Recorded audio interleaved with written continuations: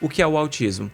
É uma série de inabilidades, principalmente na socialização, na comunicação e nos padrões restritos e ritualísticos de comportamento. Esse bebê, desde muito pequenininho, olha menos, fala menos, interage menos, né? Brinca menos, interage menos, e quando brinca e Que é essa interage... dificuldade da socialização. Exato. Faz da sua maneira. Só que nós temos um comportamento social. Que é esperado. Exato. E esse comportamento não social não fecha realmente critério ali do que a sociedade espera e vai gerando uma série de inabilidades para esse pequeno.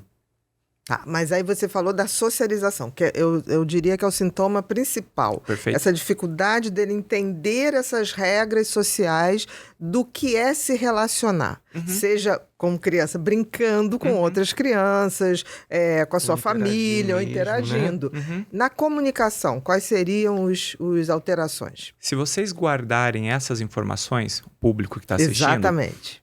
Vocês aqui têm uma grande possibilidade de já conseguir perceber o autismo desde muito pequeno. Criança, desde que nasce, ela se comunica. Ela se comunica no choro, ela se comunica no olhar. A comunicação não é a fala. A comunicação é como eu te vejo, você me vê e que você me entenda e eu te entenda. Eu interagir também. Exato. Né? Mas nós temos alguns marcos. Eu espero que os bebês façam balbucios, por exemplo, aos 6 meses. Na verdade, fazem antes. Antes até, né? 2, 3 Aqui meses eles fazem... ele fica... Mas os balbucios que alternam consoantes e vogais, papapá, são com 6 a 7 meses de idade. Com 9 meses, esses balbucios eles ainda estão mais fortes e agora a gente consegue até alternar as vogais, as consoantes. A 1 ano de idade, essa criança tem esses balbucios de forma funcional, ou seja, mamã é mamãe.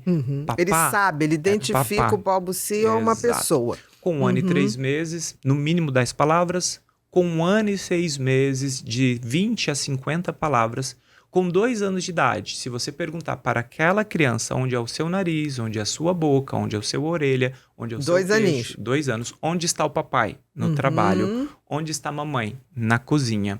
Quantos anos você tem? 2. Então, aquela criança, mesmo que fale poucas palavras, de 50 a 200 palavras, ela já tem uma comunicação muito clara, de espaço, tá? Forma frases pequenas, com 2 a 3 palavras. Com 3 anos de idade, de 500 a 1000 palavras. Com 4 a 5 anos de idade, essa criança tem noção de tempo, essa criança do que é fantasia, do que é real. A depender de como é cultivado a fantasia na vida dessa criança, muito, muito difícil ela acreditar em Papai Noel ou Coelhinho da Páscoa.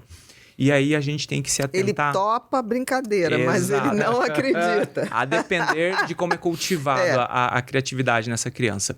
E aí é muito interessante porque esses autistas que quase todo mundo conhece é o nível 2 e o nível 3, que recebem diagnóstico nessa fase.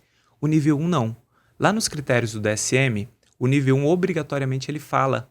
Então as pessoas falam, nossa, mas ele fala, ele não é autista. Só que ele fala menos. Ele fala sobre os seus interesses, ele fala de forma ritualística, com prosódia, simbólica, pragmática alterada.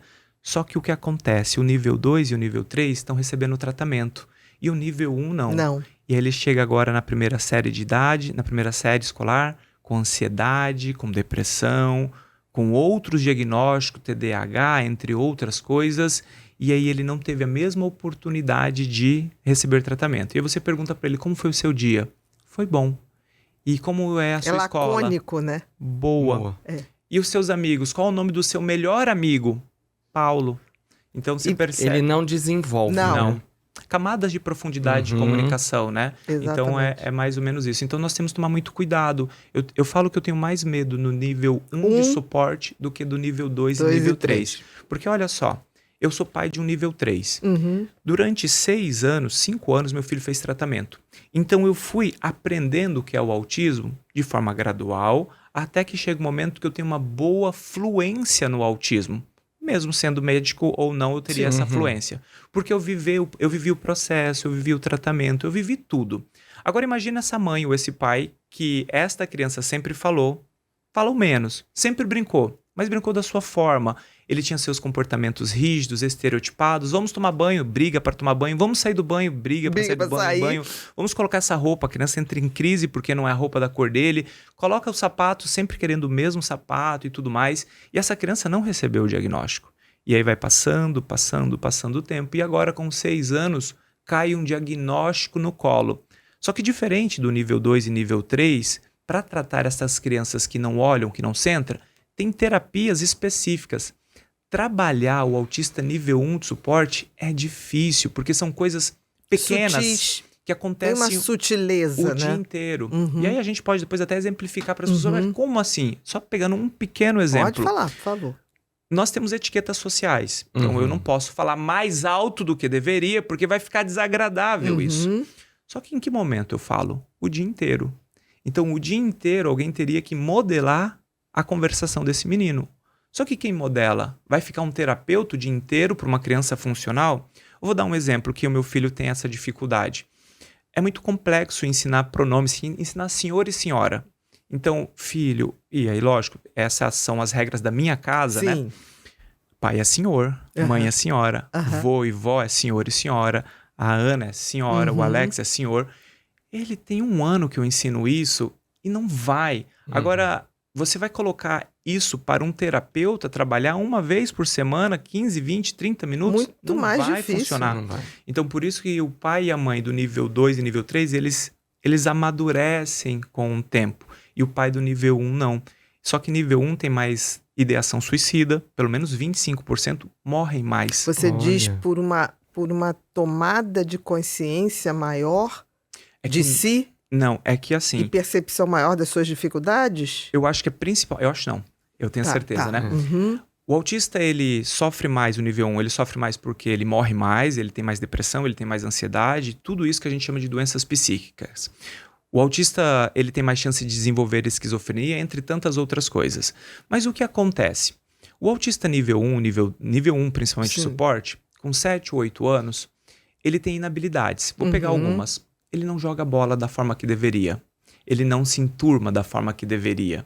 Ele não consegue engajar da mesma forma que deveria. Qual que é a tendência natural? Exclusão. Ser excluído do grupo. Sensação de não pertencimento. E muito bullying. Porque Muito. eu tive um menino de 8 anos, que era um autista nível 1, que eu sentia... A mãe sempre pediu suporte escolar. E a escola não dava o suporte, é uma escola do interior, a mãe não conseguia fazer tratamento, e aquela criança não jogava bola, aquela criança não conseguia brincar com os amiguinhos, e era uma criança que tinha seletividade alimentar. E ele só comia pão de queijo na hora do lanche. E aí, na hora de comer o pão de queijo, os meninos que já pegaram no pé dele por tantas outras coisas, agora começaram a pegar no pé dele porque ele comia a casquinha do pão de queijo. Sim. Para algumas pessoas que não entendem, o autista às vezes ele tem seletividade alimentar, que ele só come claro, seco e crocante. Foi o que aconteceu em casa.